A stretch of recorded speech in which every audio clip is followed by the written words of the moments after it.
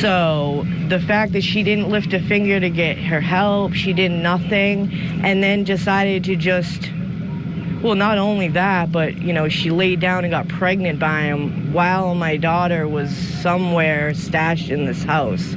That's a little part that everyone else seems to miss, is that she did have a third child a month before they got arrested in 2021. She had a daughter. Go figure, right? So that right there is just disgustingly sick. Like, you watched him murder a child and then you laid down with him and had another baby? There's a lot to get to in this video, so make sure you hit the like button, subscribe, turn on bell notifications. Also, check out my sponsor, Data Seal, a service that I use to protect myself from the crazies online. You hear about it all the time, people getting doxxed and harassed. Something as simple as your phone number or your email can lead back to your address or your family's addresses. Your information is being sold by data brokers all the time. It's easy for anybody to look up your information using people search websites. They can find your home address, date of birth, email address, phone number. Dataseal.io is the data removal and monitoring service I trust to remove my information from the internet. Click the link below and use the code 5OFFALL to save 5% off your Data Seal subscription. What happened to Harmony Montgomery? This is some arrest warrant documents that came out, and the crimes here for Adam Montgomery, which is the biological father of Harmony: second-degree murder, tampering with witness and informants, falsifying physical evidence, and of corpse. Her mother, Crystal Sorey, and her father, Adam Montgomery, had been together since 2012, but they were not together when Harmony was born. Adam was in jail after running into some problems with the law. He was accused of shooting a man in the head during a drug deal in January 2014. After he was released in September of 2015, he moved to New Hampshire. When Harmony was 2 months old, she was removed for the first time from Crystal's care by the Massachusetts Department of Children and Families. Harmony remained in the legal custody of the department, although she was returned to Crystal's care. Harmony was removed again in April of 2015 due to Crystal's drug use. She was placed in foster care. In March 2017, Harmony was returned to Crystal's care, but remained in the legal custody of DCF. In January 2018, Harmony was removed from Crystal for the third and final time. Crystal was simply unable or unwilling to regulate her intake of substances. In February 2019, Adam was granted custody of Harmony by a family court judge in Lawrence, Massachusetts. Harmony went to live with Adam and his wife, Kayla, in Manchester, New Hampshire. I was horrified. I was like, no. I told DCF, and that was that. Like, months later, they hand over custody. How is it possible she got to stay with him after all of that? I don't understand. I still don't understand to this day. Massachusetts judge granted custody of Harmony to her father, Adam Montgomery, back in 2019. That ruling came despite his lengthy criminal record and without what's called an interstate compact, or ICPC. Now, that's an agreement that would have ensured communication and services were in place when she moved over the border to New Hampshire, and that DCF never properly assessed her father as a caregiver. He had spent just 40 hours with his daughter. Harmony Montgomery reported missing. On November 18th, 2021, the Manchester Police Department received a call from a woman determined to be Crystal Sorey regarding her biological daughter, Harmony Montgomery. Sorey reported that Harmony, who was in the physical custody of Sorey's ex, was missing and that she hadn't seen Harmony in over 6 months. Sorey identified her ex as Adam Michael Montgomery. An employee of the Manchester Police Department contacted DCYF and learned of previous addresses associated with Adam. Manchester police officers checked those addresses but were unable to locate Adam or Harmony. On December 27, 2021, DCYF notified the Manchester Police Department that they were also unable to locate Harmony. Consequently, the Manchester Police Department initiated an investigation into the whereabouts of Harmony. Over the following days, members of the Manchester Police Department learned that Harmony had not been physically seen since approximately October or November 2019. Sorey, who resides in Massachusetts, notified authorities that she had not seen Harmony since around Easter 2019, approximately April 21st, 2019. The child had been in the physical and legal custody of her biological father, Adam Montgomery, pursuant to a decision and order from the Lawrence Juvenile Court located in Essex County, dated February 21st, 2019. The case was subsequently assigned to me during my follow-up with Crystal. She explained that she had lost custody of her child in July 2018 to the state of Massachusetts. In part due to a substance issue, Crystal said that both she and Adam had past issues with substance. Crystal reported that since then she regained sobriety and unsuccessfully made attempts throughout 2021 to locate Adam and Harmony. Adam and his subsequent partner, Kayla Montgomery, which is the stepmother, which we've seen her on video and in court, and apparently she took a plea deal. So Adam and Kayla had blocked all communications with Crystal. So the biological father and the stepmother blocked communications with the biological mother. Okay. She blocked them through phone numbers and through social media applications. Crystal said that over the years, she made attempts to locate Harmony by contacting various schools and driving by addresses associated with Adam, but she wasn't able to make any progress. Crystal said that she believed she last physically saw Harmony during a FaceTime video call with Adam around Easter in 2019. Crystal stated that Adam was visible in the background of the video call. Crystal recalled that Harmony seemed frightened. Beginning on December 27, 2021, members of the Manchester Police Department actively made attempts to track down Adam and talk to involved family members to establish the last time Harmony was physically observed and known to be safe. Officers and investigators were initially unable to make contact with Adam via phone. However, investigators were able to make contact with various family members, including parties associated with Adam who reside in Florida. Always comes to Florida.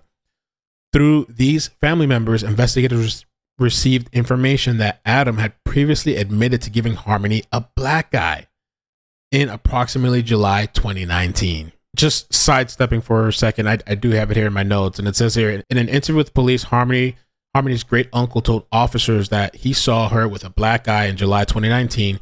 He said Montgomery told him he hit her after he had seen his daughter holding her hand over her younger brother's mouth to stop him from crying, according to police documents, which is probably such BS. I walked in the house and Harmony had a black eye, like you see in a boxing match between two men. He was visiting the Manchester home and asked about the injury. He bashed her around the apartment, were his exact words, said Kevin Montgomery. I might have it off a little bit, but that's pretty much what he said. He also told investigators, according to court documents, that he observed other forms of discipline, including Harmony being forced to stand in the corner for hours and told to scrub the toilet with her toothbrush. In the police affidavit, you were very informative about some of the things that had happened to little Harmony before she went missing. And it was just heartbreaking to read the details that Harmony had been, I think one of the quotes is, bashed around the house by Adam, that she'd been forced to clean a toilet with a toothbrush, and that she'd been forced to stand in the corner for hours, to the point where she wet herself. And then there are big redactions, big black marks all through some of the things that you told the police. Can you fill in what those blanks are, Kevin? What were the other things that you said that have been blacked out? I'm not sure. I don't remember. I don't remember. I don't know what's blacked out. I never seen those reports. I know what I said in the reports, and I stand that I said what I said. And I don't want to mess up this investigation by giving out too much information. News Nation obtaining these photos from inside the last known house missing 7-year-old Harmony Montgomery lived in. They show the bedrooms, kitchen, and inside the refrigerator. And you can see extension cords running throughout the house, hooked up to a generator outside because neighbors say the power was cut off. This is the house where police say Harmony's dad, Adam Montgomery, the little girl, even causing a black eye. First interview with Kayla Montgomery on December 28th, 2021, I spoke with Adam's wife, Kayla Montgomery. Kayla shares 3 younger children with Adam who are all presently accounted for during my follow-up with Kayla. I asked about the last time that she had physically seen Harmony. Kayla said that sometime in November or December 2019, she saw Harmony one morning prior to going to work. Adam said that he was driving Harmony back to Crystal, who was living in Massachusetts at the time. Kayla said that she believed Harmony had been returned to Crystal. So now we got like conflicting reports here. And when I first read this timeline initially, I was thinking, well, maybe Kayla just didn't, maybe he lied to Kayla too. Maybe Kayla didn't know what happened. And it says here, Kayla claims she never saw or heard about Harmony after that day. Kayla had not physically seen Adam since late October 2021 and had not spoken with him since around mid-November 2021. Kayla claimed Adam was living in a sober house and had then left the area to live in Maine with another female, which that woman, I don't know if they're going to talk about it here. Her name was, I forget, she's deceased now, Kelsey Smalls. According to court documents, Kelsey Small told police she was romantically involved with Adam Montgomery for more than a year.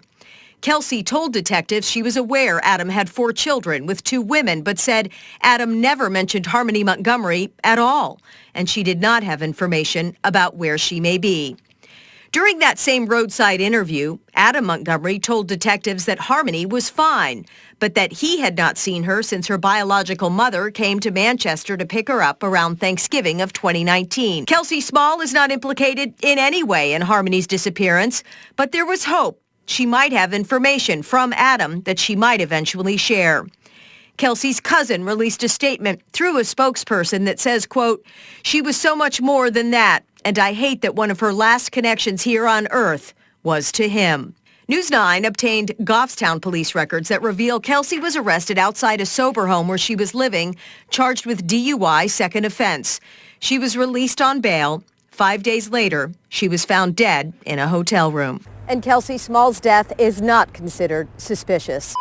And this is what the clip that I just played for you was referencing. First contact with Adam Montgomery. On December 31st, 2021, patrol officers were able to make contact with Adam and his new girlfriend, Kelsey Small, together sleeping in a vehicle in the area of Harville Street in Manchester. Investigators, including myself, Detective Kozowek, and Detective Riley, responded to that location to speak with the couple. Small claimed that she had been romantically involved with Adam for over a year. Small claimed that she was aware that Adam has 3 children from one mother and another child from before that. However, Small said that Adam was not in touch with any child from his prior relationship. Small claimed that Adam had never talked about Harmony and she had no information on where she may be. During our interaction with Adam, we stressed our concern that Harmony had not been physically observed in over 2 years and that we had concern for whether or not she was still alive. Adam did not exhibit much emotion or reaction from this, which is like... Hey, keep your hands where I can see them. What's going on? He was found sleeping in a car in a Manchester, New Hampshire parking lot on December 31st, 2021, when investigators caught up with Adam Montgomery for the first time to question him about the whereabouts of his daughter, Harmony, who hadn't been seen in 2 years and is now presumed dead. It just seems a little strange that you don't want to tell us where she is. All right, I got nothing else to say to you guys. He repeatedly refused to answer questions in a 45-minute interaction, but did claim she was alive. Your daughter's alive? Yeah. You're sure? I'm positive.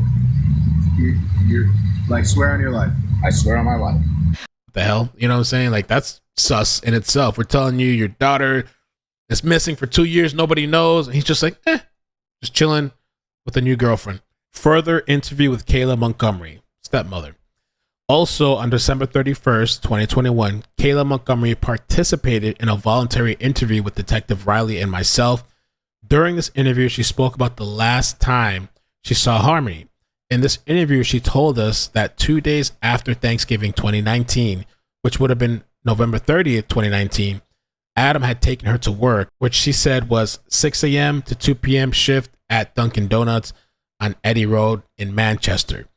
She said that while Adam was dropping her off, he said he was bringing Harmony to her mother, Harmony's mom, and he was going to meet Harmony's mom and bring Harmony to stay with the mother, biological mother. Kayla said that later that day, Adam picked her up and he no longer had Harmony. He said that he had just dropped Harmony off. Kayla said she assumed Adam dropped Harmony off in Massachusetts, as that is where Crystal was living at the time. Detectives were concerned about Kayla's account that Adam claimed he was bringing Harmony to Crystal, especially that Crystal outright denied ever taking custody of Harmony from Adam at the time, or ever seeing Harmony following the video chat in April 2019.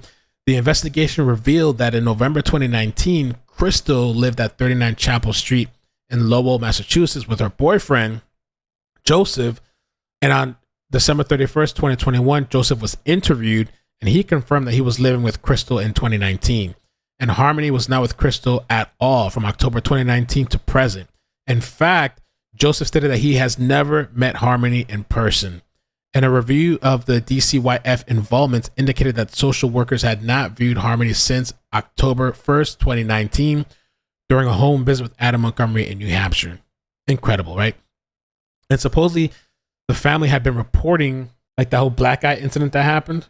When was that? The last time Harmony was seen during a Massachusetts police call for service was October 2019 at a home in the city. They said they had no reason to return to their address after that. And then the whole thing of the black eye situation, July 2019. So, okay. So I guess DCYF didn't follow up at all after October. Incredible. Not only have family members not seen Harmony since 2019, DCYF contacted the Manchester School District on September 10th, 2021. Representative of the school district stated that Harmony was not registered in the district. Wow. Family court order locating and protective supervision of Harmony Montgomery. On December 31st, 2021, the 9th Circuit Family Division Manchester granted protective supervision of Harmony to DCYF from Adam via juvenile/neglect ex parte order. At the time of the order, Adam had been Harmony's sole custodian. The order stated specifically that Adam was ordered to cooperate with the Manchester Police Department and assist with locating Harmony. Detective Riley served Adam with that order on the afternoon of December 31st, 2021 at approximately 4:10 p.m. However, Adam refused to provide any information on the whereabouts of Harmony. When handed the order by detectives and told that he had to provide information on Harmony's whereabouts, Adam said, "Either arrest me or I'm leaving," and refused to answer additional questions. Adam was arrested on charges related to Harmony on January 4th, 2022, and was formally charged and arraigned on January 5th, 2022. These charges consist of second-degree assault for an incident in July 2019, interference with custody, which that July 2019, I believe, is the black eye incident, interference with custody, and 2 charges of endangering the welfare of a child. He's been detained in the Hillsborough County House of Corrections since that date. Can you make me a promise? Like, man to man? Can you tell me that she's alive? You're going to play the same word games that you played with me the other day. Kayla Montgomery's grand jury testimony. On May 20th, 2022, Kayla Montgomery testified before the grand jury for Hillsborough County Northern District as part of the grand jury's investigation into the disappearance of Harmony Montgomery. Kayla was under oath for her testimony. During her testimony, Kayla was asked about the last time she saw Harmony. She stated in sum that it was 2 days after Thanksgiving 2019, which would have been November 30th, 2019, when Adam dropped her off to work her 6 a.m. to 2 p.m. shift at Dunkin' Donuts in Goffstown. Harmony was inside the car, and Adam said he was bringing Harmony to her mother. When Adam picked Kayla up a little after 2 p.m., Harmony was no longer with Adam, and Adam said he brought Harmony to Harmony's mother. At this time, Kayla said she never saw Harmony after that, and she didn't know what happened to Harmony. Investigators researched Kayla's claims about the location and shift she was working 2 days after Thanksgiving 2019. All Dunkin' Donuts locations in Goffstown confirmed that Kayla was not working there on 11/30/2019. Records obtained from New Hampshire Employment Security showed that the only employer who paid Kayla in November 2019 was a Dunkin' Donuts in Hooksett, New Hampshire, and that Dunkin' Donuts store confirmed that Kayla was fired from that location on 11/23/2019. As a result, an arrest warrant was obtained for Kayla for 2 charges of perjury. Kayla, any idea where Harmony is? This was Kayla Montgomery leaving the Valley Street Jail Monday evening after waiving her arraignment earlier in the day and negotiating bail outside of the courtroom on her latest perjury charges. No word on Harmony? Kayla had no comment for us, and there was no car waiting for her. She left the jail on foot, only acknowledging the inmates banging on the windows as she left. Court complaints show that Kayla lied twice while she testified to a grand jury in May. Did you admit to lying to the grand jury? Yes. Kayla was arrested on the perjury charges on June 3rd, 2022. On that same day, Kayla participated in a proffer interview, which I believe it's like where potentially agreeing to an agreement to like snitch or give details, I think. This happened at the Manchester Police Department. Her attorney was present for the interview. So Kayla's first proffer interview. During the proffer interview, Kayla admitted that she lied during her grand jury testimony. She stated that she had information related to Harmony Montgomery. Kayla stated that the family, herself, Adam, Harmony, SM, and DM, was evicted from where they were living on Gilford Street in Manchester the day before Thanksgiving, which would have been 11/27/2019. Kayla said that after they were living in their vehicle, which we know to be a Chrysler Sebring, during their time living out of the vehicle, they stayed in the parking lot of Colonial Village on River Road in Manchester, where their friend Anthony Bodero lived. Kayla stated that from Thanksgiving up until the beginning of December, Bodero saw Harmony and the other two boys that would wave at them. She also said that Bodero brought them Thanksgiving leftovers while they were staying in the Sebring, and that he saw Harmony at the time and he and Harmony waved at each other. Kayla stated that on the day the Chrysler Sebring broke down, which was known to be December 7th, 2019, as discussed in further detail below, Adam struck Harmony, which caused her death. Wow. Kayla stated that while living in the vehicle together, Adam was extremely upset that 5-year-old Harmony was not saying when she needed to go to the bathroom and was having accidents in the car. Kayla stated that after each accident, Adam would get upset and would strike Harmony in the face/head with a closed fist. Kayla stated that on December 7, 2019, prior to the vehicle breaking down, Adam struck Harmony in the face/head on 3 separate occasions because she had a bathroom accident. This happened while Adam was driving the vehicle.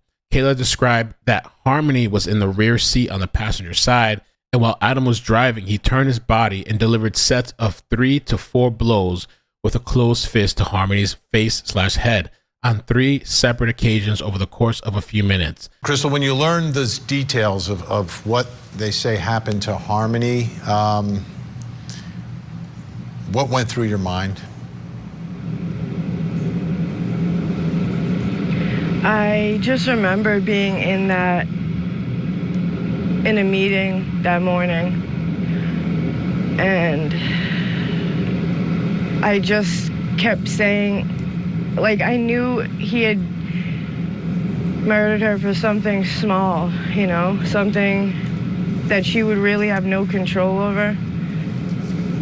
So when they told me that, you know, he had reached over and done what he had done because she had been having multiple accidents,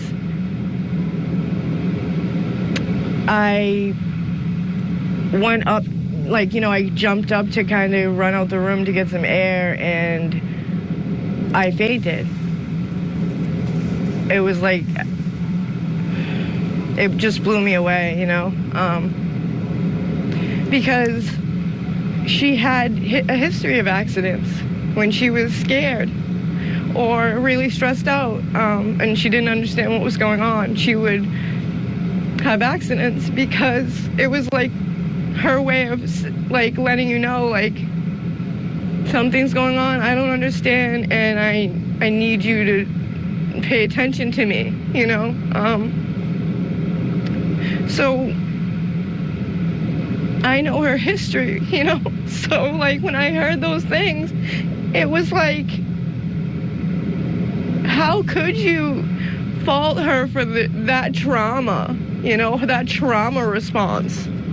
You know, she was 5 years old, you were living in a car. It's not like there was an available bathroom, and it's not like she wasn't terrified of this man already.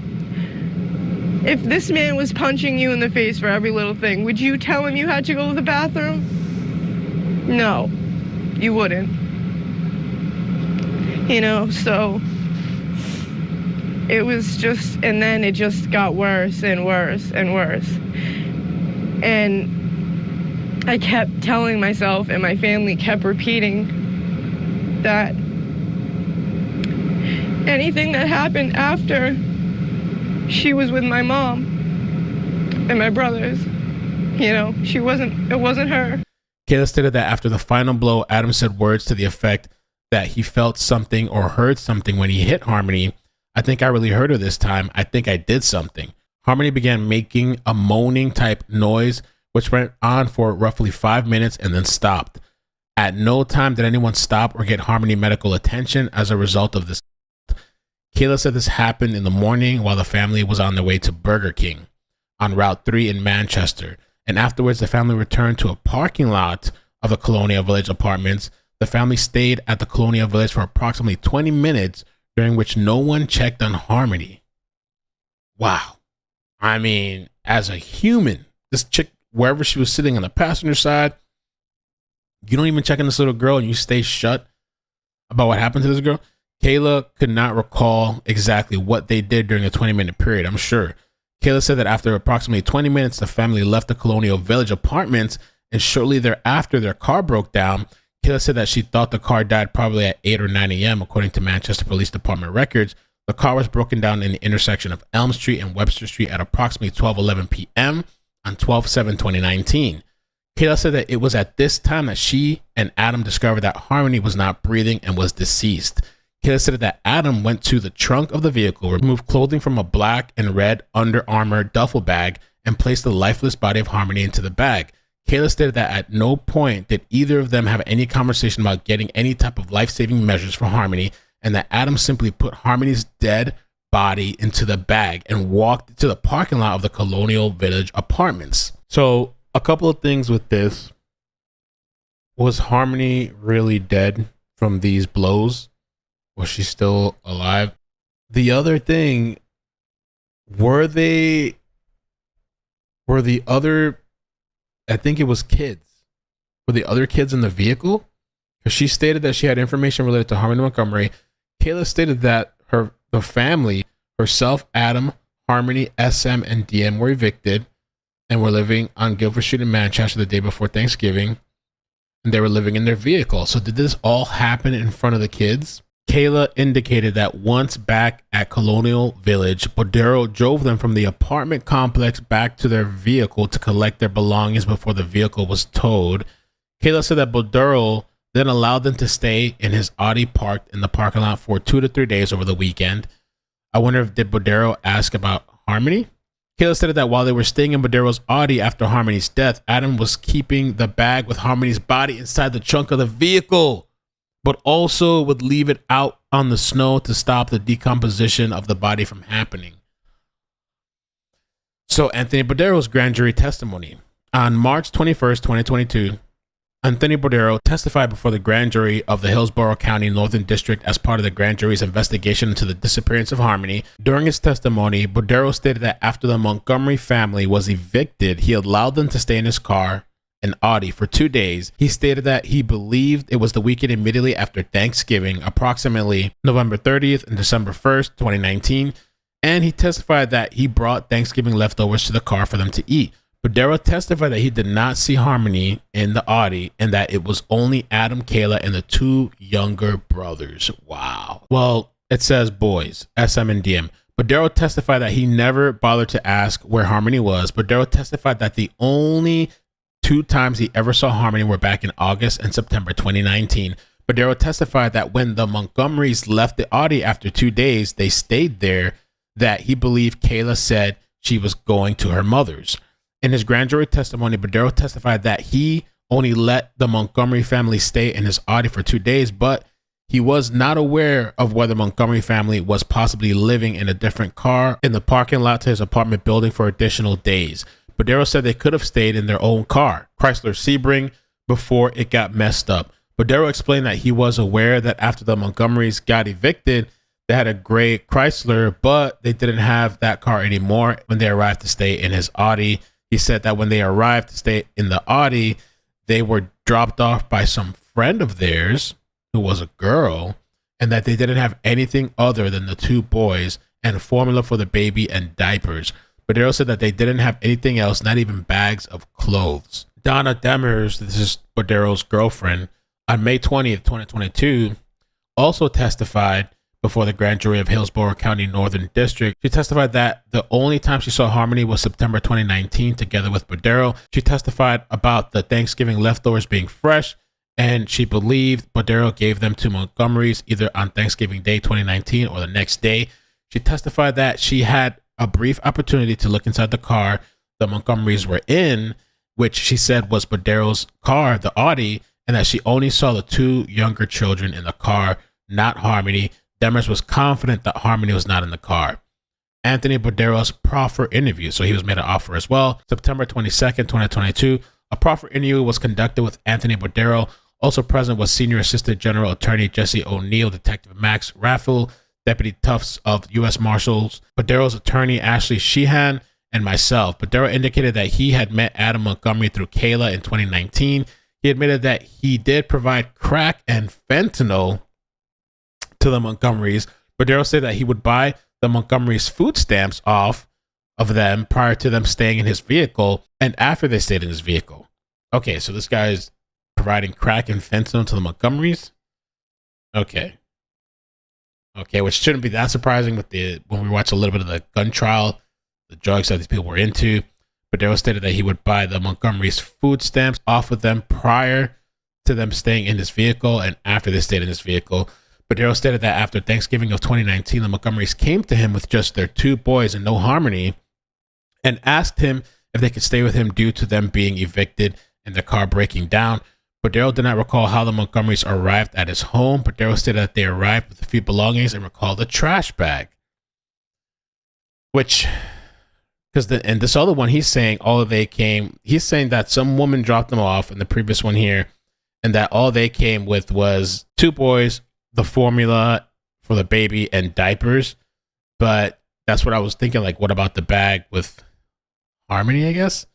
And so it says here that Bordero stated that they arrived with a few belongings and recalled a trash bag.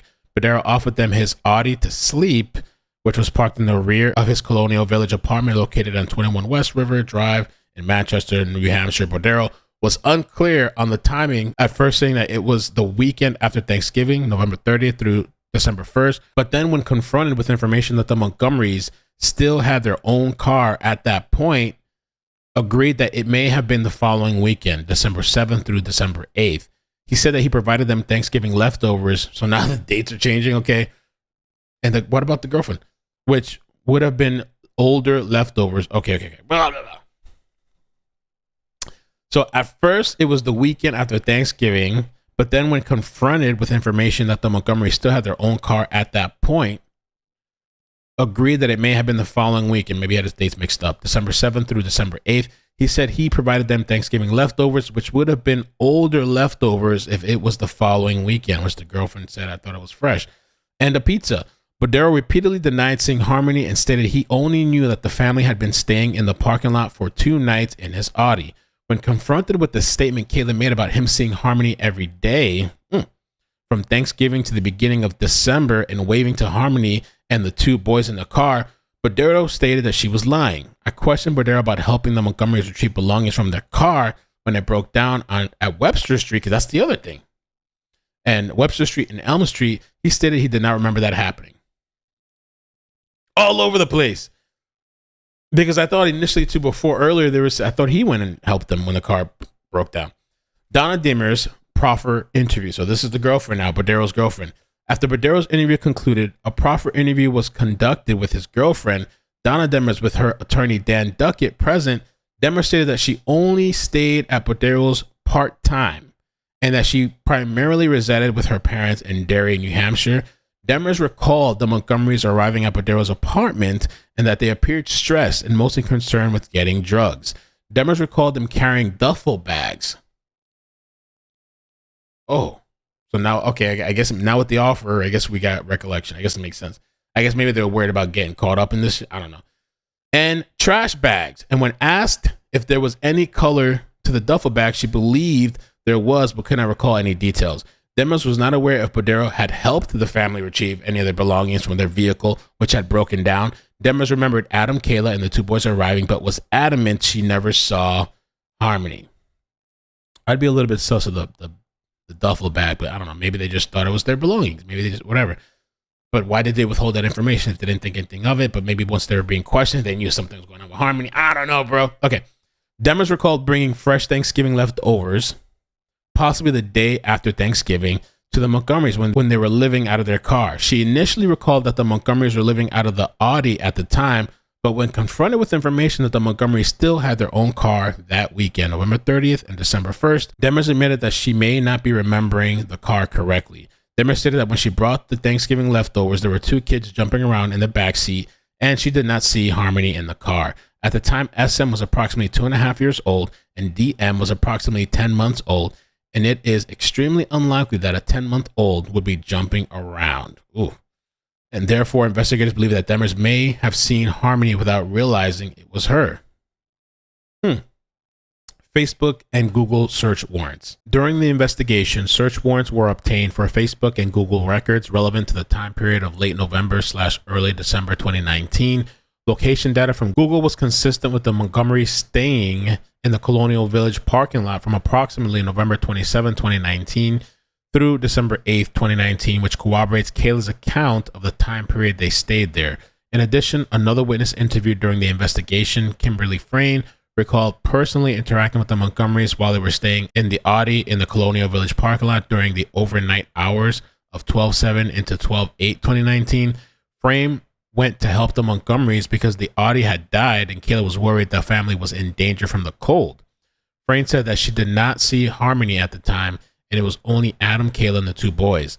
Facebook messages exchanged between Matt Grendon and Kayla Montgomery also confirmed this date and time. Frames showing Kayla reaching out to Grendon about the Audi having died and being concerned about the cold. December 7th through 8th, 2019 would have been the weekend following the weekend after Thanksgiving. In other words, 1 week after Bordero testified that he believed the Montgomerys stayed in his Audi. This corroborates Kayla's time frame of when they stayed in Bordero's Audi. Interviews of Courtney O'Brien and Matt Garcia. On January 5th, 2022, investigators spoke with Courtney O'Brien, who said her husband Matt Garcia had known Adam their entire life. She also said that Adam used to work for her. She related how she and Garcia had seen Adam, Kayla, Harmony, and the 2 boys Thanksgiving night 2019, and that the family was living out of the Sebring at the time. O'Brien also recalled a conversation she had with Adam sometime between approximately December 2019 and January 2020, during which Adam said Harmony was with her mom, that it just happened really fast and Harmony wouldn't stop peeing in her pants, and that she was better off with her mom. So that kind of corroborates the whole story that Kayla was saying, that supposedly he was pissed off about her having accidents in the car. On January 5th, 2022, investigators also spoke with Matt Garcia separately from Courtney. Garcia explained that he and Adam met when Garcia was 14 years old. He considered Adam to be a friend. Garcia said that the only time he saw Harmony was on Thanksgiving 2019, when Adam, Kayla, and the kids were living in the car. Garcia told investigators about a phone call he had with Adam on December 31st, 2021, which was after news broke that Harmony was missing. Garcia said he asked Adam about the news regarding Harmony, and Adam said he had talked to the police that morning. Adam told Garcia that he didn't know why police were bothering him and that he gave Harmony back to her, Harmony's mother, after Garcia had seen her on Thanksgiving. A lot of conflicting stories, it seems, in different accounts. Garcia said Adam, said he goes to the kid, Harmony, wouldn't stop pissing and shitting everywhere. She was driving me nuts. We were living in the car, so I let her. I had her mom come get her.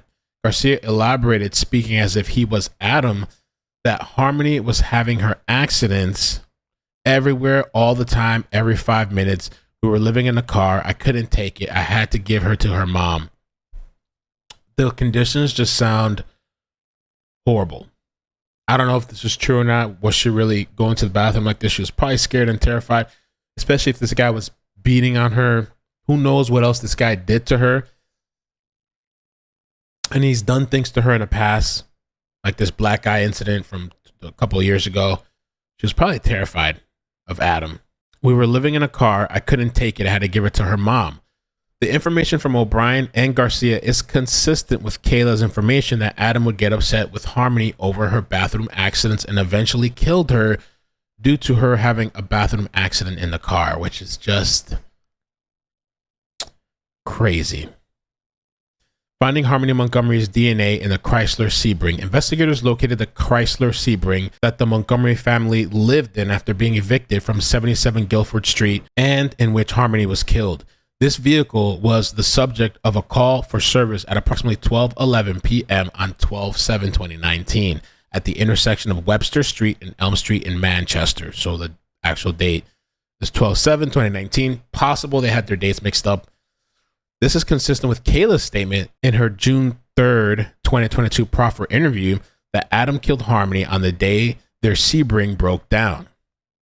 Tow documents show the tow company was on scene to tow the Sebring from approximately 12:52 p.m. to 1:39 p.m. The Sebring was thereafter treated as an abandoned vehicle, and an abandoned vehicle tracking report created by Auto City Collision Repair Center for the Sebring noted that later on December 16, 2019, there was no power to the dash, and an attempt to jumpstart the Sebring resulted in the car immediately starting to smoke. The Sebring was eventually sold to Herbert's Used Auto Parts in Goffstown, New Hampshire, on or about January 29, 2020, where it was located by Manchester detectives on approximately January 1st, 2022. The manager of Herbert's Used Auto Parts consented to the seizure and search of the Sebring by Manchester detectives. When the Sebring was searched, inside the vehicle, investigators located a pink Trolls electric toothbrush, which was assigned property number JMT7. This toothbrush was submitted to New Hampshire State Police Forensic Laboratory, the state lab, for potential DNA analysis. The buccal swab was taken from Crystal Sore, which is the biological mother, by consent, and was also submitted to the state lab for comparison purposes.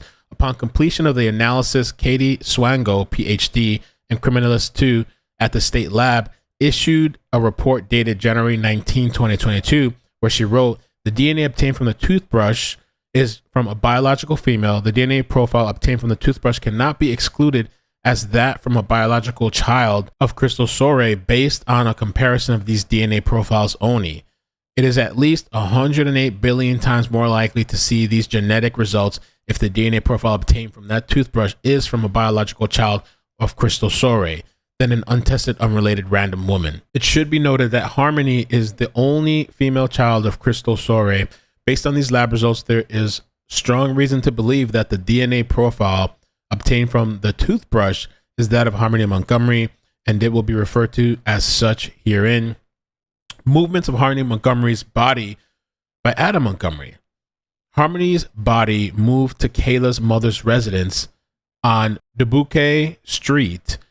In her June 3rd, 2022 proffer, Kayla explained how Harmony's body was moved to various locations over the course of the next several months. She stated that after living in Modero's Audi in the Colonial Village parking lot, that they moved in with her mother, Christina Lubin, and her mother's boyfriend, John Gallion, at 258 Gilford Street, number 1, Manchester, New Hampshire. Kayla said that when they arrived at the residence, Harmony's body, which was still in a duffel bag, was placed inside of a red cooler with a white top in the common hallway of the apartment building. She stated that the body was left there the whole time the family stayed there until the end of December 2019. On February 18, 2022, Lubin testified before a grand jury for the Hillsborough County Northern District. During her testimony, she explained that December 2019, Adam, Kayla, SM, and DM, so Adam, Kayla, and the kids, and this is the Kayla's mother testifying, I believe, moved in to live with her for 2 or 3 weeks, and they left on December 30th or the 31st. Lubin said they did not have Harmony with them, and Kayla told her that Harmony had gone back to live with Harmony's mother, at a rehab facility in Massachusetts. Lubin testified that during that time frame of December 2019, she was not aware of Adam or Kayla making any effort to get in touch with Harmony or Sore. She also testified that in that time frame, she did not see Adam or Kayla cry about not having Harmony. These people didn't care. Kayla was concerned about when the car, I think the Audi lost power or whatever, about the kids being cold. They had no concern at all, it seems like, for Harmony. And even when, Harmony's being moved around all these different locations, or when Adam was beating on Harmony, this woman didn't interject at all to say anything. After Kayla's proffer interview, I traveled to 258 Dubuque Street, number 1, and obtained a consent to search from Lubin and Gallon. I explained to Lubin that I needed to obtain a red cooler with a white lid, which is where the body was. Lubin stated the cooler had been in her bedroom closet for close to 2 years. I asked her if the cooler had previously been in the common hallway, and she confirmed it was. Let me tell you something, bro. I don't know what kind of parents is going on here. My mother, the way she is, just personally, how nosy and stuff she is, Latina. There's a missing child. I'm not going to ask any questions about that. And this cooler that's been stored in your closet for two something years, all of a sudden these people with these kids, your daughter and her kids, and the boyfriend or whatever, they come by with these kids, they use this cooler and they just leave it out in the hallway for weeks. There's no questions. I asked her if the cooler had been previously in the common hallway, and she confirmed it was. Lubin and Gallon consented to the search and seizure of the cooler pictured below. The cooler was submitted to the state lab for processing. According to reports received from the state lab, the results of a screening test performed on samples from the cooler were negative for presence of blood. That's interesting. In addition, no suitable areas of friction ridge detail were developed on the cooler. This is the cooler right here. And friction ridge, when I looked it up on Google, it basically means they were scanning for like fingerprints and stuff like that. So, and I guess they weren't able to get any suitable fingerprints. That's the thing right there. Harmony's body moved to families in transition shelter on Lake Avenue. Law enforcement previously knew, and Kayla confirmed in her June 3rd, 2022 proffer interview, that after leaving her mother's house, the family, Adam, Kayla, SM, and DM, moved into a families in transition fit shelter on 177 Lake Avenue, Manchester, New Hampshire. This is approximately December 30th, 2019. In her proffer interview, Kayla said that the Under Armour bag with Harmony's body was brought to the fit shelter as well. Kayla said that Adam placed it in the ceiling vent in the bedroom. Kayla said that during this time, there was liquid coming from the bag containing Harmony's dead body, and there was an odor. She said Adam placed a trash bag around the bag to keep it from leaking. Search of fit shelter on Lake Avenue. On June 4th, 2022, detectives conducted a search of 177 Lake Avenue, number 1. During the search of the apartment, detectives located a ceiling vent in the bedroom, pictured here. Oh, wow. Okay, so this is the ceiling vent. Wow. Okay. Bunk beds, looks like. And the thing with this, is this the kids' room? Or they all shared one room, looks like? It looks like it could be multiple bunk beds. Detectives removed the vent in order to check the top side of the ceiling sheetrock. There, next to the opening for the ceiling vent, detectives located a large area of staining. This area is directly next to the ceiling vent where Kayla Montgomery described that Adam Montgomery put Harmony's deceased body in the Under Armour bag. Detectives removed the vent in order to keep the top side of the ceiling sheetrock. There, next to the opening for the ceiling vent, detectives located a large area of staining. This area is directly next to the ceiling vent where Kayla Montgomery described that Adam Montgomery put Harmony's deceased body in the Under Armour bag. So I guess this is like the inside. They opened it up to look at the inside, and next to it, they see the large staining. Detectives noted that this area had a smell consistent with decomposition.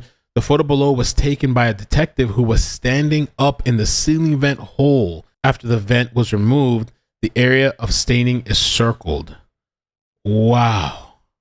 Wow, wow, wow, wow, wow, wow, wow. A large section of the ceiling sheetrock was removed and seized, which included the stain, metal framing, and the hole for the ceiling vent. The ceiling vent itself was also seized.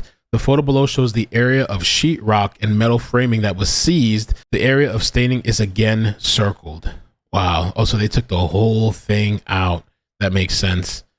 And so that's literally where he, I guess, put the bag with Harmony on top. And at some point it started leaking, and I guess he put it in a trash bag. Oh, man.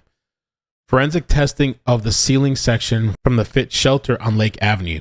The ceiling sheetrock with the metal framing attached together with the vent were submitted to the state lab for serology, DNA, and latent friction ridge fingerprints processing. In a report dated June 10, 2022, Martin Orlowicz, criminalist 1 at State Lab, wrote the 13 areas of friction ridge detail were developed. 6 on the metal framing attached to the sheetrock and 7 on the metal vent itself. In a report dated July 6, 2022, criminalist Orlowicz noted that not all areas of friction ridge detail were sufficient to be identifiable fingerprints, and some of the areas contained multiple impressions. In all, criminalist Orlowicz noted and analyzed 10 identifiable impressions, 9 from the metal vent and 1 from the metal framing. Criminalist Orlowicz matched all 9 of the identifiable impressions from the metal vent to Adam Montgomery. There it is. 3 to his left middle finger, 2 to his left little finger, 1 to his left ring and middle fingers, simultaneous fingers impression. 1 to his left index finger, 1 to his right index finger, and 1 to his left palm. You got a lot. Both Adam and Kayla Montgomery were excluded from the impression from the metal framing. So that impression was subsequently searched through multiple automated biometric identification system, ABIS databases. As a result, the impression from the metal framing was identified as the left little ring, middle, and index simultaneous fingers impression of Yared B. Luhano Mondrag. What?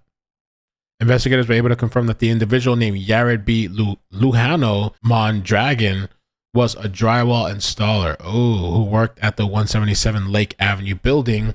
On June 9th, 2022, the state lab confirmed that serology testing on the ceiling section produced several positive samples for human fluids.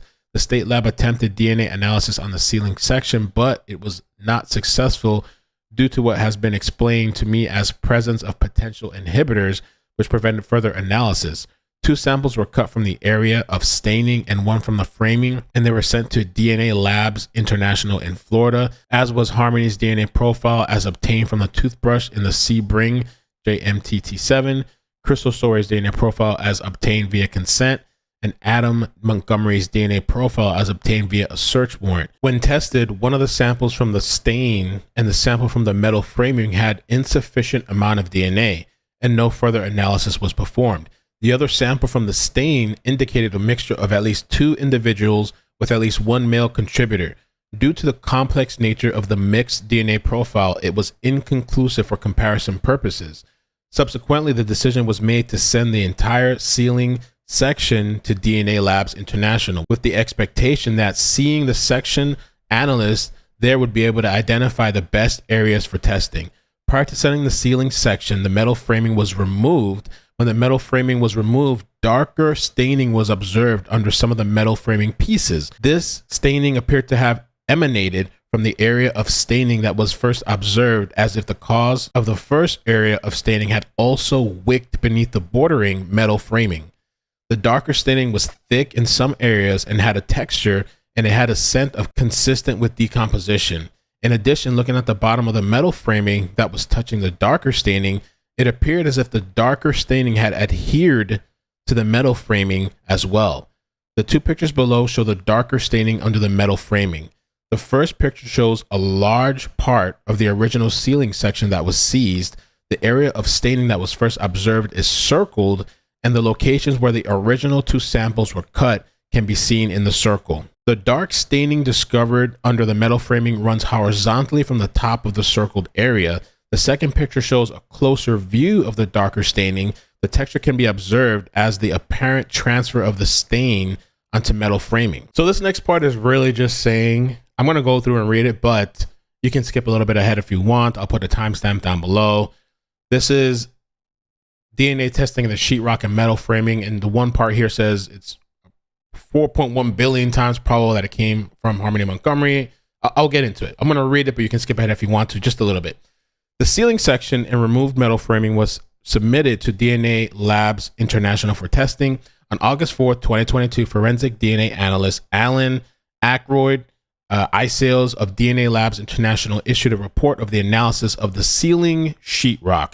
The report notes that 2 samples were collected from the sheetrock, which were then combined into one sample. The DNA profile obtained from the sample indicated at least 1 female contributor and was interpreted as 2 contributors, the report noted. The DNA profile obtained from the sample is approximately 4.1 billion times more probable if the sample originated from Harmony Montgomery and an unknown person than if it originated from 2 unknown persons. This analyst provides very strong support that the proposition that Harmony Montgomery is a contributor to the DNA profile obtained from the sample. The report also notes limited support for the proposition that Crystal Sorey and Adam Montgomery are not contributors to the DNA profile obtained from the sample. Further testing performed on the ceiling sheetrock in a report dated September 14, 2022, forensic DNA analyst Ackroyd iSales noted that another sample was taken from the sheetrock, which indicated a mixture of at least 2 individuals.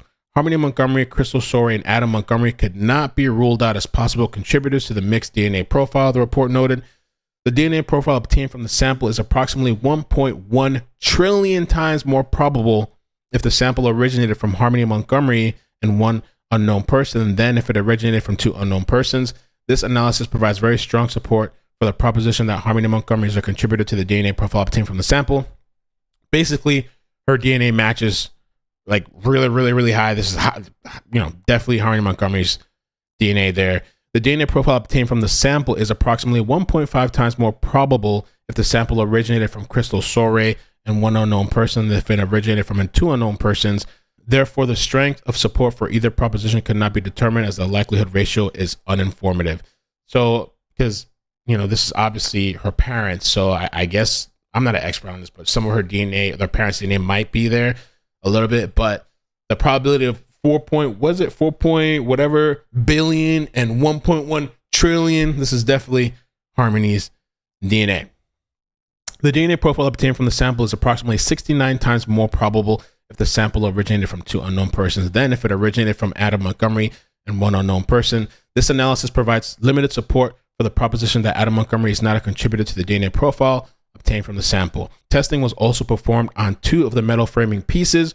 One of the metal framing pieces had insufficient amount of DNA and no further analysis was performed. A sample from the other metal framing piece provided a DNA profile of at least 1 contributor. Harmony Montgomery cannot be ruled out as that possible contributor or as a possible contributor to the profile. Crystal Sorey and Adam Montgomery were excluded as contributors to the profile. The DNA profile obtained a sample that is approximately 1.4 trillion times more probable if the sample originated from Harmony Montgomery than if it originated from an unknown person. So basically, long story short, Harmony Montgomery's DNA, likely highly probable this is her DNA. All that stuff is going to be, of course, important for the trial. I mean, everything is. So, all right, let's start here. So June 23rd, 2022, Kayla participated in a second proffer interview. During her June 23rd, 2022 proffer interview, she described a time when a maintenance worker came to check the vent in their unit at the Fit Shelter, apartment number 1. After a complaint from another resident who Kayla identified as Paula from apartment 5, Kayla said that once people at Fit started saying they could smell something, Adam took the Under Armour bag containing Harmony's body, which was inside of a trash bag, from the ceiling, put it all inside of another trash bag, and then replaced it in the ceiling. So he put it back in there, put another bag and puts it back there. Kayla said that once the maintenance was called to check the vent, Adam put the trash bags / Under Armour bag / Harmony's body into the closet. Kayla stated that when maintenance checked the vent, they said it must have been a dead animal or something because they didn't see anything up there. Paula was identified as Paula Maldonado Fabriz. On July 28, 2022, I spoke with Maldonado via telephone. Maldonado said that Adam, Kayla, and their 2 kids moved into the Fit Shelter about 2 to 3 weeks after she moved in. She recalled Adam one time bringing up his daughter, and when asked where his daughter was, he said she was with his mother, Harmony's grandmother. So now another story that he's concocted to somebody else. I asked her about a complaint that the Montgomery's apartment smelled, and she said it was her friend Mandy who made the complaint. She stated Mandy dropped off some clothes for the newborn and noted the apartment smelled. Maldonado stated that Mandy was now deceased.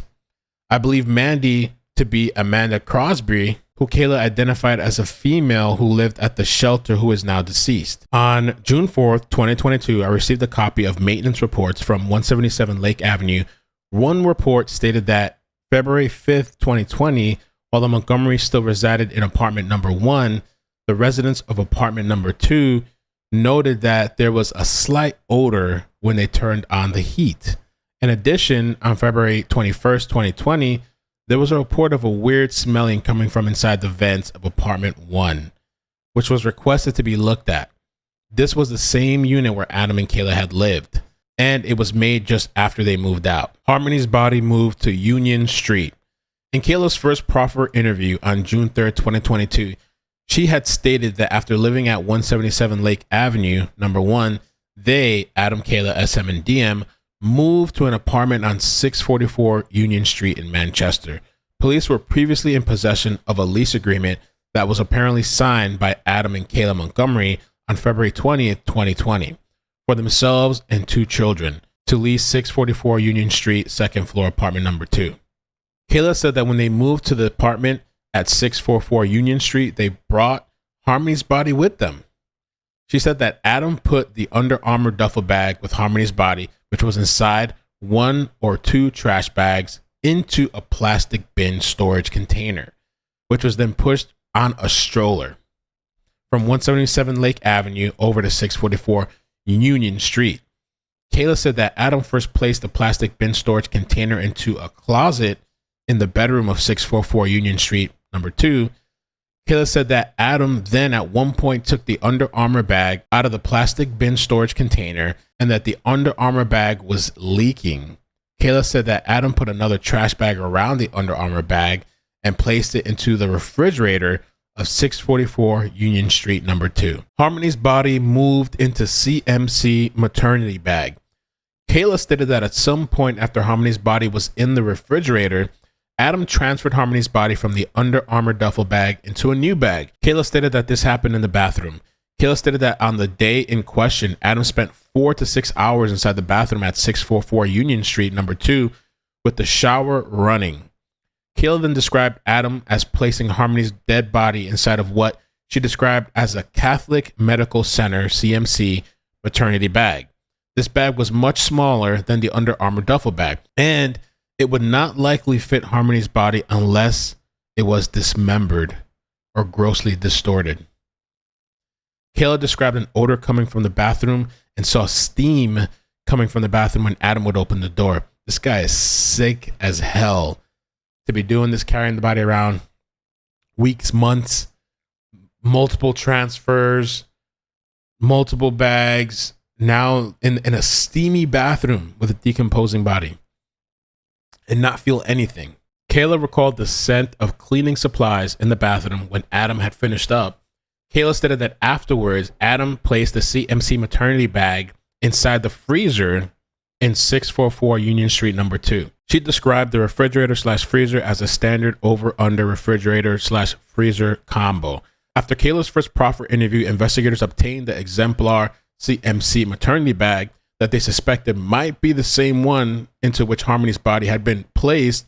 During Kayla's second proffer interview, she identified the bag, shown below as being the same style as the CMC maternity bag into which Harmony's body was placed. So they're showing us an exemplar of the bag. So this is not she wasn't actually in that bag, but this is that bag, like that type of bag, the CMC medical bag. And you can see the size.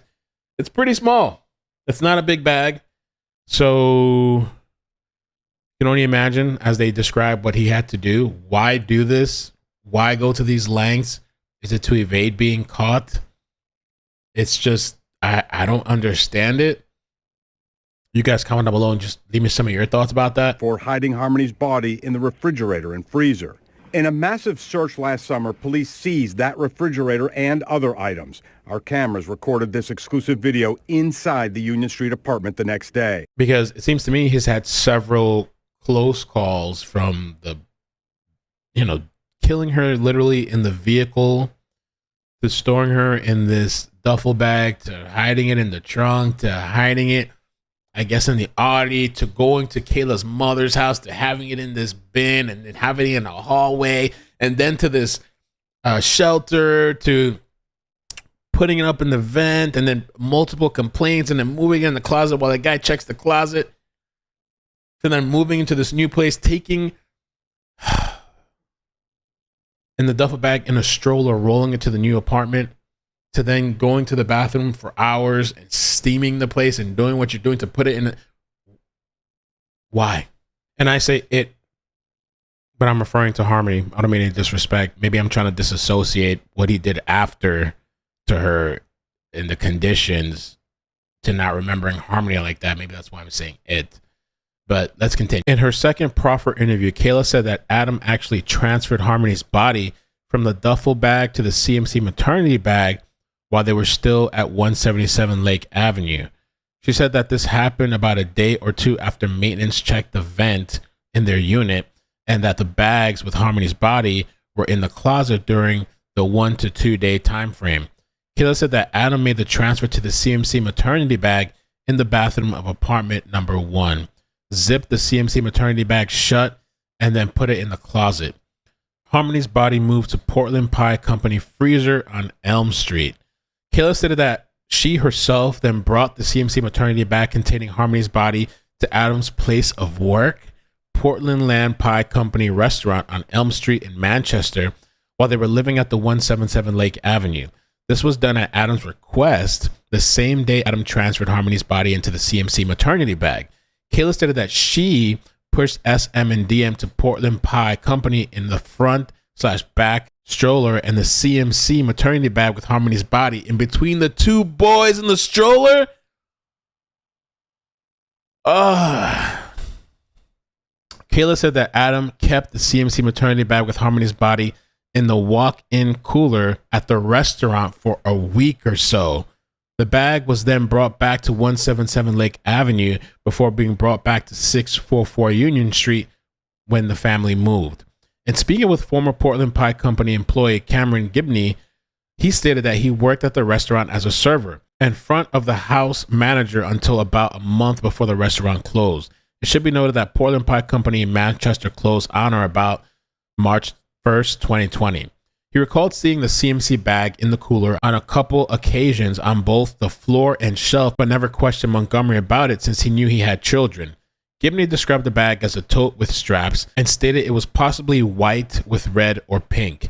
Gibney confirmed he had seen Adam Montgomery and only him handling the bag and bringing it in. On August 23, 2022, Gibney was shown a photograph of the CMC bag and confirmed that it was the same bag he had seen in the cooler. Former Portland Pie Company employee Emily Thompson, who worked as a delivery driver, also vaguely recalled Adam tucking a bag into the cooler, but could not remember the details of it. It should be noted that Adam Montgomery worked at the restaurant as a dishwasher and cook between January 14, 2020 and February 22, 2020. So he wasn't even there for a long time, and he's already comfortable enough to bring a body there, a decomposing body. These witnesses corroborate what Kayla stated about her bringing Harmony's body in the CMC maternity bag to Portland Pie Company and Adam keeping the bag in the cooler there. This keeps on going and going and going. Harmony's body repackaged in the CMC maternity bag. Kayla also advised in the June 23, 2022 proffer that she was actually in the 644 Union Street number 2 bathroom when Adam took Harmony out of the maternity bag. A photo of the bathroom follows for reference. This was taken recently and is only for size/layout purposes. The personal possessions in the photo belong to a different tenant, not to Adam and Kayla. So that's important to note. But this is what the bathroom looked like. Looks like a pretty small bathroom from what I can see. Kayla stated that Adam took Harmony out of the CMC maternity bag in the 644 Union Street number 2 bathroom so that he could add lime to the CMC maternity bag to help with the decomposition of Harmony's body. Kayla explained that Adam dumped Harmony's body out of the CMC maternity bag into the shower.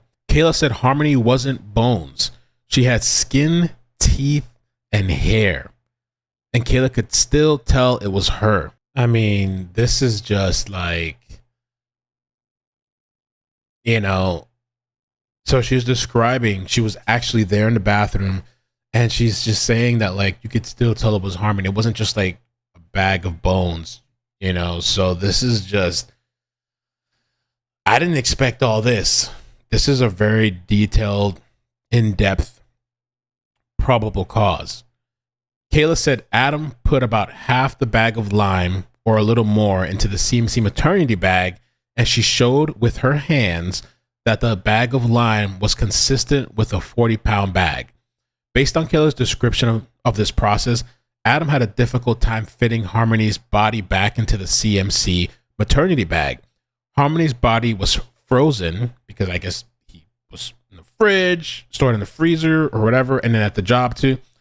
Kayla saw Adam run the hot water in the shower and tried squishing Harmony's flesh to thaw it and to make it easier to fit her into the bag. Kayla helped cut Harmony's clothes off her body to make her fit into the bag better as well. Kayla described Adam eventually pushing on Harmony's body, and then she heard a bang. She was not able to elaborate on what this bang was. Adam also banged the CMC maternity bag on the floor while zipping it. Kayla said that she also helped zip close the CMC maternity bag. After the CMC maternity bag finally zipped shut, it went into the apartment freezer. Adam then cleaned up the bathroom with ammonia. A lot of this information we're getting from Kayla. I guess this is why she was like offered a deal. And she kind of seems complicit to me. She kind of seems complicit in this whole thing. I mean, I don't, maybe that's even, she seems complicit. And then, you know, the piece of, you know, her basically doing no time. Yeah. After she helped. No matter any way people want to put it, she helped. She helped conceal her body. She did nothing to lift a finger. She helped kill her, you know? So it's very hard for me to not have very serious anger towards her. At the Union Street apartment, Harmony was kept for a while in a bedroom closet. In the bathroom, Adam Montgomery allegedly used the shower to de-thaw Harmony's body and place it into this small tote bag. On June 30th, 2022, Detective Rahil received maintenance records from Dennis Cloutier, who was the maintenance person back when Adam and Kayla lived at the 644 Union Street. He is also the current maintenance worker. It should be noted that a service request was executed on February 27, 2020 at 644 Union Street, number 2, where Adam and Kayla lived. The request reads, snake tube and fix lever. I meant snake tub. And snaking the tub, it's this thing you can buy anywhere, like at a Home Depot, and it's like this long thing. There's a bunch of different types, and you basically put it in the drainage part of the tub, like the part right there, and you stick it in there. Sometimes you have to wind it. Sometimes you can use this plastic thing, and it's to declog, to pull out whatever's in there. So I can only imagine what this maintenance person might have found. This was after he did what he did in the bathtub. Also, the lever, I believe they're talking about this thing that sits on the tub, where I guess they did that to clean it up, to get whatever was clogging the bathtub. The service request was 5 days after Adam's employment ended at the Portland Pie Company. U-Haul rented to dispose of Harmony's body. Kayla stated that Adam kept the CMC bag with Harmony's body inside of the freezer of 644 Union Street, number 2, until sometime during the spring of 2020. She wasn't sure if it was March or May 2020. When Adam rented a U-Haul and during the overnight hours made a trip to an unknown destination to dispose of Harmony's body, Kayla stated that she did not know the location of where Adam dumped Harmony's body. Kayla stated that Adam returned in the morning hours, but she could not recall an exact time. Kayla stated that around the time that Adam disposed of Harmony's body, they stayed in the Econo Lodge or Comfort Inn in Manchester, New Hampshire. She said that Adam brought the CMC maternity bag with Harmony's body to the hotel and placed it in the mini refrigerator in the room. Kayla said that they were accompanied by Travis Beach and his girlfriend, who Kayla only knew as Brittany. Manchester police know Brittany to be a reference to a specific person, Brittany Bedard. Kayla recalled that Adam went to the U-Haul with either Travis, Brittany, or both. Kayla saw the U-Haul from the hotel window, and she described it as a van with large 1999 on the back, which is consistent with the lettering and numbering on the U-Haul rental vehicle. Kayla said that after the U-Haul was rented, Adam left in the middle of the night at approximately midnight or 1 a.m. Adam told her that he was leaving and he would be back, and he took the CMC maternity bag. She didn't see him have anything else with him. Kayla said that Adam didn't want her to know where he was going in case something like this happened, apparently in reference to Kayla proffering this information to police. Kayla said Adam then returned at approximately 5 or 6 a.m. that same morning. When he returned, he seemed very tired, and he said the words to the effect of, "It's done." Kayla said she didn't see the CMC maternity bag after that. It should be noted that Kayla's second proffer on June 23, 2022, her statements were consistent about the U-Haul and did not materially differ from her original proffer. Cooperation of Adam Montgomery using a U-Haul to dispose of Harmony's body. Around the time that the Manchester Police Department began looking into the whereabouts of Harmony, the department established a 24/7 tip line so members of the public could call with any information. On February 26, 2022, Police Service Specialist PSS Stratton advised that there was a call that came through the Harmony Montgomery tip line. PSS Stratton noted that the tip came from a phone number. I called the tipster, who wanted to remain anonymous. The tipster stated that Jenly Paris and her boyfriend Travis Beach had come to the tipster's residence a month ago and disclosed that approximately 2 years ago, Adam frantically asked Beach if he could rent Adam a U-Haul truck. Also, he wanted to do it in his name. The tipster stated that Adam did not disclose what the U-Haul truck was going to be used for, but stated that Adam asked Beach in a frantic manner to rent the vehicle.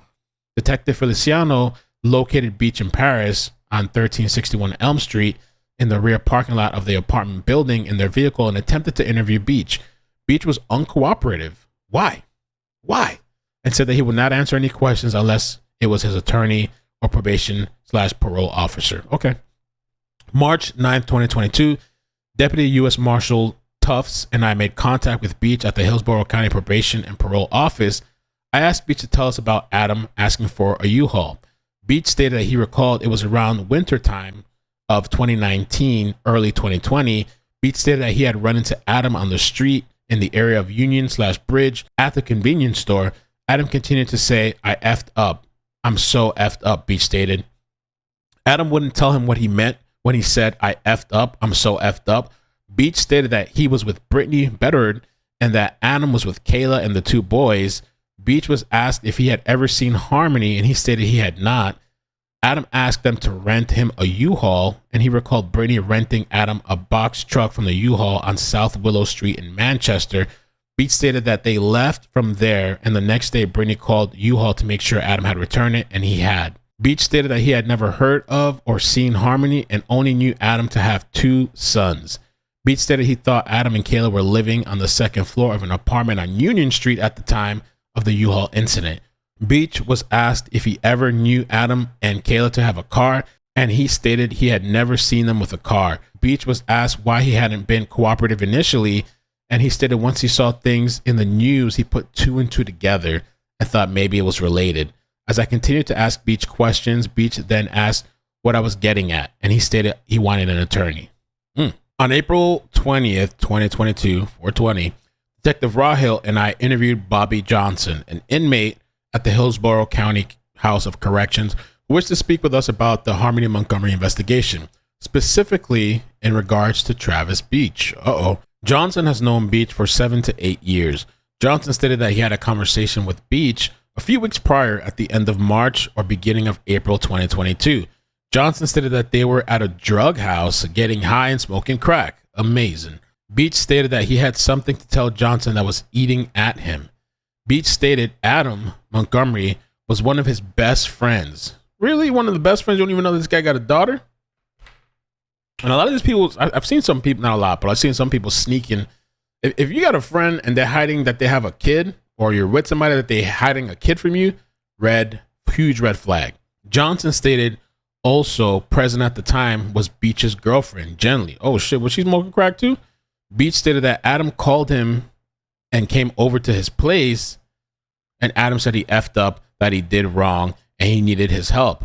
Johnson stated Beach's girlfriend then stopped him from saying anything further to Johnson about Adam's statements.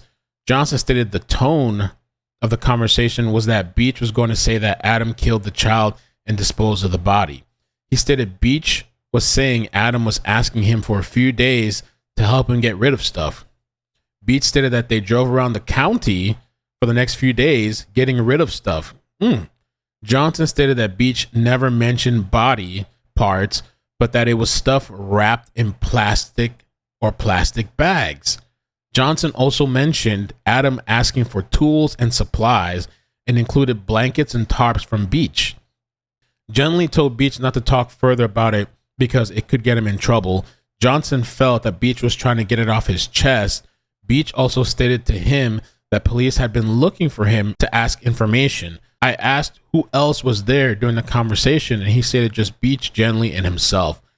Johnson added that he believed Beach mentioned the west side of Manchester as areas they went, and possibly a street starting with the letter C. Johnson also believed Beach was driving when all this happened. On 4/21/2022, Detective Rahil and I interviewed Travis Beach at the New Hampshire State Prison with his probation officer, Officer Wright. Beach stated that Adam Montgomery requested that Beach rent a U-Haul for him. Beach did not have a license, so he used Brittany to rent the U-Haul for them. Beach stated that Adam and Kayla were picked up from Orange Street and Union Street area. He stated that they had children with them, but only 2 children. Beach believed that the weather was starting to get warm, but there was snow on the ground, and that this was potentially inside February/March 2020 timeframe.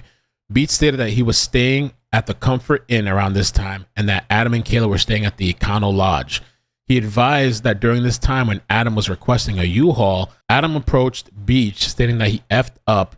He believed this to be after the U-Haul was rented. Adam never told Beach what he needed the U-Haul for, and Beach never asked. Beach advised that Adam told him that he was having problems with DCYF during this time, and that was why they were staying at the Econo Lodge. Prior to the interview concluding, Beach signed a consent to search his Facebook account after stating that he and Adam used this platform to communicate. Beach provided us with his login information, and a preservation was completed for his account, which was identified as Facebook account TDBeach618. After the preservation was completed, I attempted to log into the account, but the login information did not work. Wow. I feel like this guy had to know something was up. Like this guy, Adam, frantically, I need a U-Haul, and we got to go pick up and drop off stuff at different locations, and we need tarps and plastic and bags or whatever. And like at some point, bruh, your thing has to click. But he's claiming after the fact, I guess, is when he realized after the news or whatever what was in those Facebook conversations. And good on Johnson for telling the police, because this is something involved with him. Missing and dead child. In her June 3rd, 2022 proffer, Kayla explained that the reason she initially said that the last time she saw Harmony was when Adam dropped her off at work to work at Dunkin' Donuts was because Adam had told her to say that time frame and to say that Adam was returning Harmony to her mother. She said in essence that Adam told her she wouldn't get in trouble if she just stuck to this story. On June 9, 2022, Detective Rahil and I conducted a voluntary interview with Nicole Gills, a former tenant of the 177 Lake Avenue in Manchester, New Hampshire. Gills lived at the address during the period of time when Adam and Kayla Montgomery were residents there and was an associate of theirs. Gills remembered going to the Econo Lodge to see Kayla and Adam during the time when Kayla and Adam were living at the 644 Union Street. She advised that she did not go into the hotel room, but believed she dropped something off to them. What you dropped off? Crack? Allegedly? I don't know. I'm just kidding. She also believed that this was odd that they were renting a hotel while they had an apartment in the city. Interview of Brittany Bedard. And I guess this is the girlfriend of the guy, Travis. On June 27, 2022, Detective Rahil Deputy Tufts of the U.S. Marshal Service and I were in Daytona Beach, Florida, West Florida, trying to locate Brittany Bedard. With the assistance of Daytona Beach Police Department, Bedard was located and she agreed to a voluntary interview. We explained to Bedard why we wanted to speak with her. Bedard remembered going to Adam and Kayla's located at the 644 Union Street and playing with one of their children. She was able to pull up a photo she took during the time on her cell phone. The photo was timestamped as 6:02 p.m.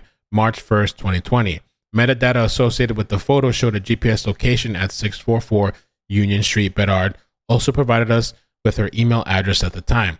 Bedard believed that at around that time frame, Bedard, had rented a hotel room at the Econo Lodge. She stated that she believed that she tried to rent the room at the Comfort Inn first, but did not end up renting it due to having to put down a large deposit on the room. She believed that she was refunded for the room and that she went to the Econo Lodge to rent the room. Bedard stated that when they were at the Comfort Inn with Adam, Kayla, and their kids, she remembers seeing a CMC bag in between Kayla's two children in the stroller. Bedard remembers staying on the 3rd or 4th floor at the Econo Lodge facing the front parking lot in a room with one queen bed. Detective Rahil was able to get the hotel room information for Brittany Bedard from Econo Lodge, which showed she rented 2 hotel rooms for 2 nights, March 3rd and March 4th, 2020, one being room 216 and the other room being 313. Detective Rahil later went to the Econo Lodge and confirmed that room 313 was on the front parking lot side, south side, and had one queen bed. Room 216 was on the back parking lot side, north side, and had 2 queen beds. Bedard believed that at some point she and Beach went to the U-Haul location on South Willow Street in Manchester to rent a U-Haul. She said that she was in a vehicle, possibly her mother's vehicle, and went into U-Haul to help pay for the transaction. She believed that the transaction was around $30. She claimed that she did not rent the U-Haul due to her not having a valid license. She thought that a taller, skinny white male rented the U-Haul. She was unsure if it was Adam. She stated that she did not remember Adam driving the U-Haul sometime after it was rented. She believed that Adam dropped her and Beach off at a 7-Eleven convenience store, possibly on Queen City Avenue in Manchester. Bedard thought that the rental was a smaller 10-foot box truck due to the fact that she had to sit on the ground between the driver and the front passenger. Bedard claimed that this was the only time she was in the U-Haul. Additionally, Bedard remembered the U-Haul being parked along the back side of the Econo Lodge along the building on the north side. On June 30th, 2022, Detective Rahil received contract agreements for February 29, 2020 to March 5th, 2020 from Dan Gilmet, who is the executive assistant at U-Haul. The contracts were specifically for 10-foot box trucks and vans due to the fact that Travis and Brittany believed the U-Haul that was rented to have been a box truck and Kayla believed it to have been a van.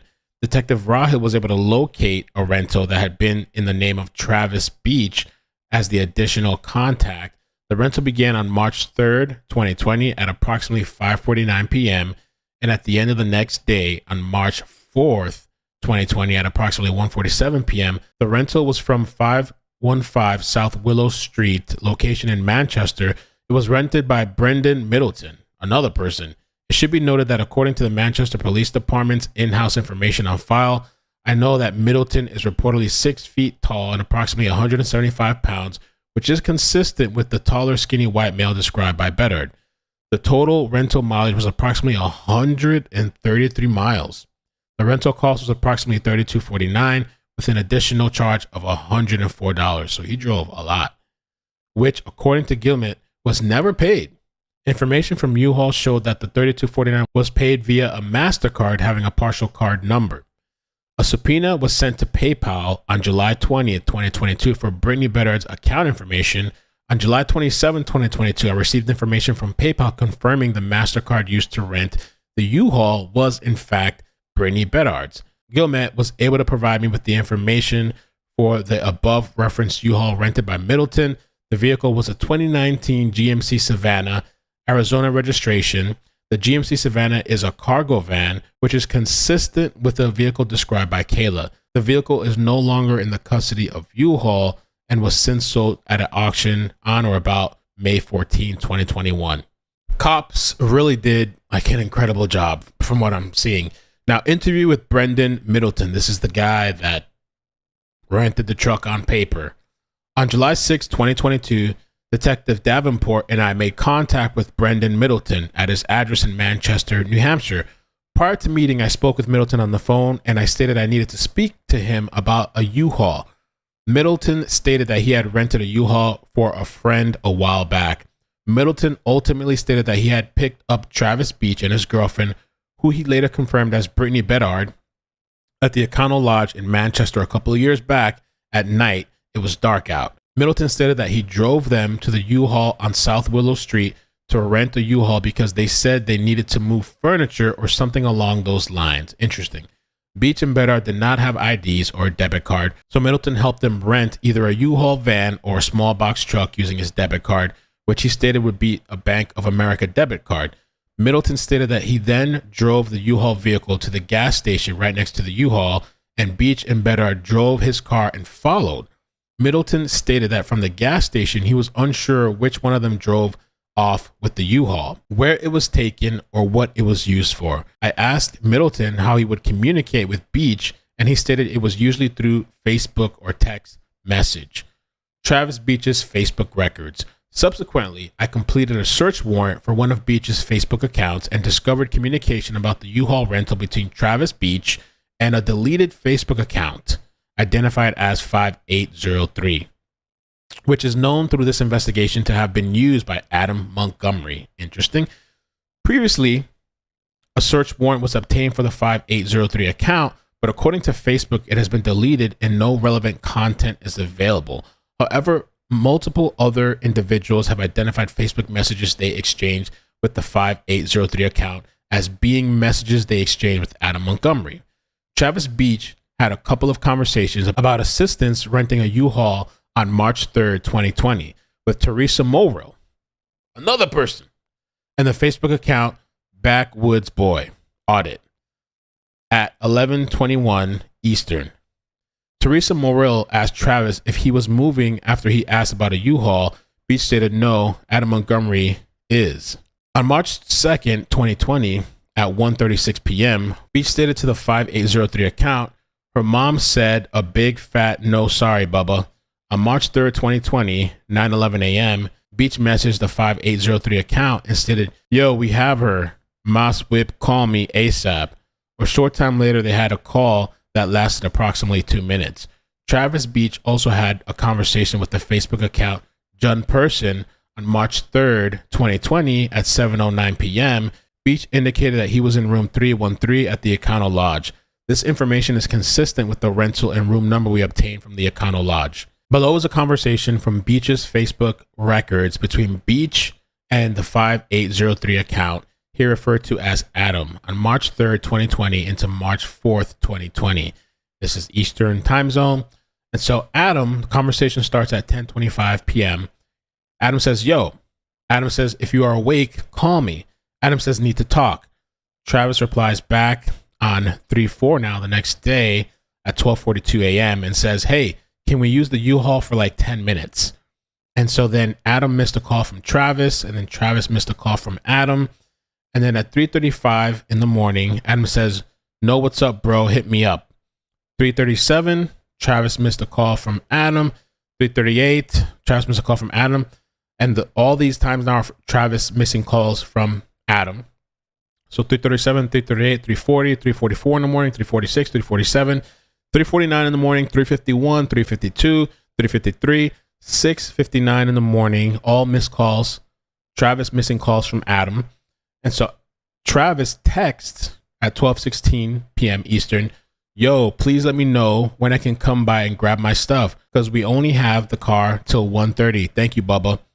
12:18 p.m. Adam missed a call from Travis. I mean, this is the night that Adam, I guess, is disposing and hiding Harmony Montgomery, getting rid of her.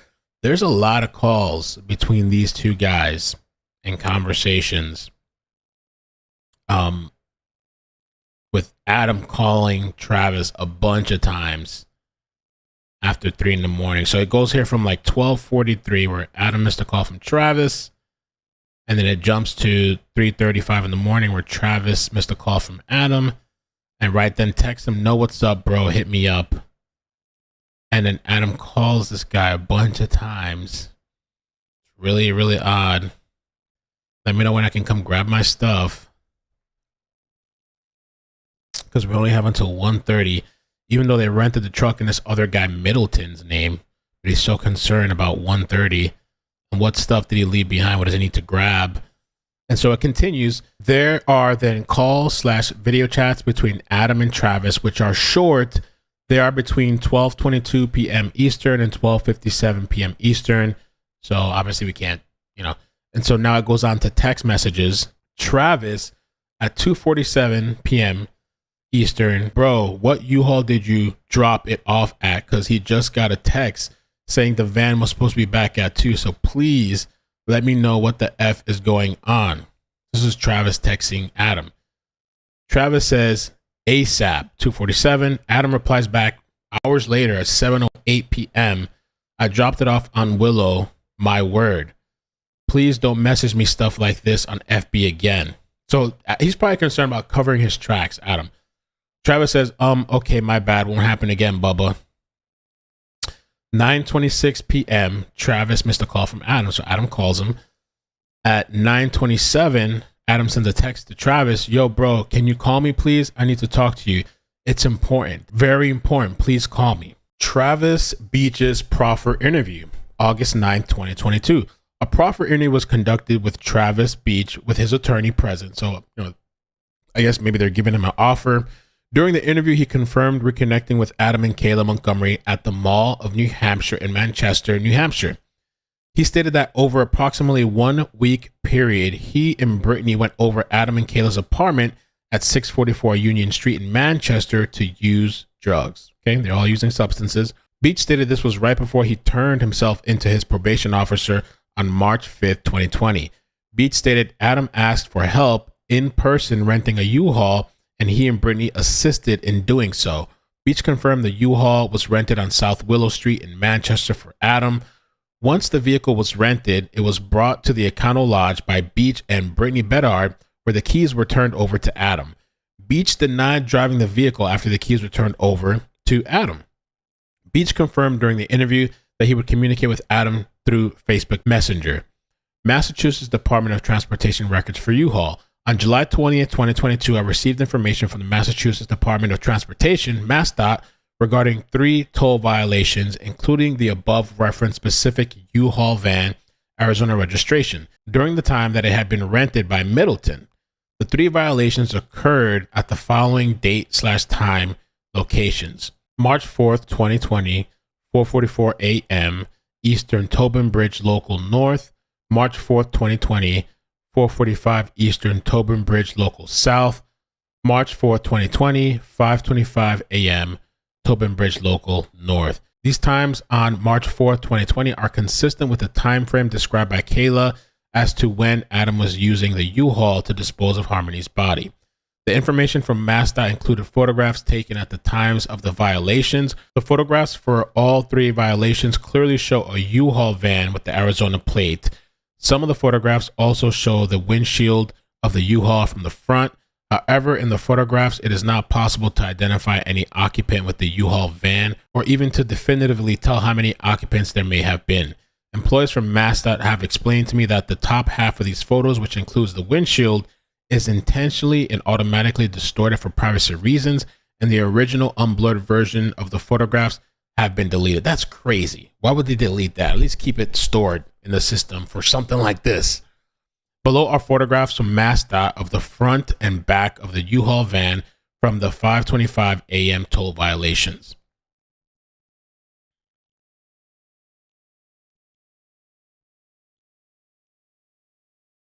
Forensic testing of locations where Harmony Montgomery's body was stored. As noted previously, the U-Haul van Adam used to dispose of Harmony's body was sold at an auction on or about May 14, 2021. The current owners of the U-Haul van were identified as Robert Wood and his son Joshua Wood, both of Lancaster, Pennsylvania. Bob and Joshua Wood consented to the search of the van, which has been repurposed for use in their business, Wood's Cleaning Services, on September 11, 2022. Manchester detectives traveled to Lancaster, Pennsylvania to process the van. The van was processed with Blue Star, which is a chemical agent to detect hemoglobin, a molecule present in blood, on surfaces where it may not be visible to the naked eye. When the van was processed with Blue Star, there appeared to be a reaction on the right side of the interior step on the driver's side, a faint reaction on the passenger side floorboard, and 2 reactions approximately halfway up the back of the passenger seat, along the side of the seat closest to the door. Each of these areas was swabbed, and the swabs are pending further forensic testing. On June 14, 2022, 644 Union Street, number 2, Manchester, New Hampshire, was searched. Pursuant to a search warrant, multiple items of potential evidentiary value were seized from the apartment. One item was the sole refrigerator in the apartment, which was a standard over-under freezer/refrigerator unit. There were some indications from the owner of 644 Union Street that the refrigerator seized from apartment 2 on June 14, 2022 may have not been the same refrigerator that was there when Adam and Kayla lived in the apartment. However, he was unable to definitively say whether or not it was a different refrigerator. That's a big deal. September 8, 2022, Manchester detectives processed the seized refrigerator with Blue Star. Upon processing, there appeared to be a small reaction to the Blue Star agent on the bottom right of the interior of the refrigerator, which could be anything because it's a fridge. You know, blood in a fridge is not that. And 3 significant circular reactions together with some smaller reactions on the bottom of the interior of the refrigerator. Each of these areas were swabbed, and the swabs are pending further forensic testing. As noted previously, records show that Brittany Bedard rented rooms 216 and 313 at the Econo Lodge for 2 nights, March 3rd and March 4th, 2020. In addition, messaging Travis Beach's Facebook account shows that he and Bedard were in room 313. This means it is likely that Adam and Kayla were in room 216. This room faced the rear north side of the Econo Lodge, which is consistent with information from Kayla about the room she said Adam stayed in. July 11, 2022, Manchester detectives went to the Econo Lodge to search room 216 on consent from the hotel owner/general manager. The search focused on the mini fridge in the room based on Kayla's statements that the CMC maternity bag with Harmony's body was placed in the mini fridge of the room where they stayed prior to Adam disposing of the bag. The mini fridge was processed with Blue Star, which showed a small quick reaction underneath the interior freezer space, a small quick reaction on the area of the interior door where it has can holders, and a small quick reaction on the bottom of the door. Each of these areas was swabbed, and the swabs are pending further forensic testing. To date, Harmony's remains have not yet been located. Conclusion: based on the foregoing facts and circumstances, there is probable cause to believe that Adam Montgomery committed the crimes of second-degree murder, tampering with witnesses and informants, falsifying physical evidence, and a corpse. Therefore, I respectfully request that an arrest warrant be issued against Adam Montgomery for the following charges.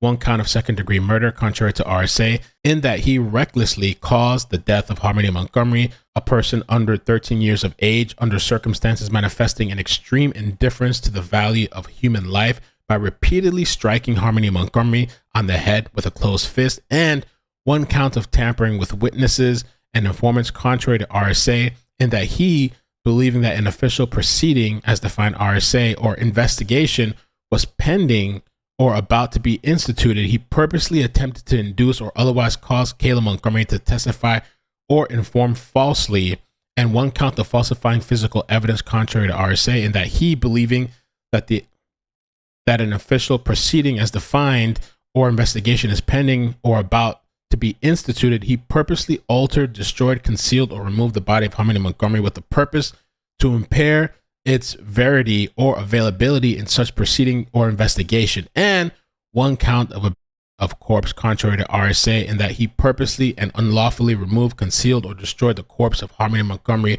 or any part thereof. And signed by Detective John Dunleavy, October 21st, 2022. Thank you guys so much for watching this video. Took a lot of time to put it together. Please hit the like, subscribe, turn on bell notifications. If this trial is live streamed, for sure, unless there's something unforeseeable, I'd like to cover it, and this video is definitely the foundation and reference for that. And with that, I'm out of here. Peace. Bloop, bloop, bloop, bloop. There's a lot of other things going on as well that I want to jump on if possible and get to.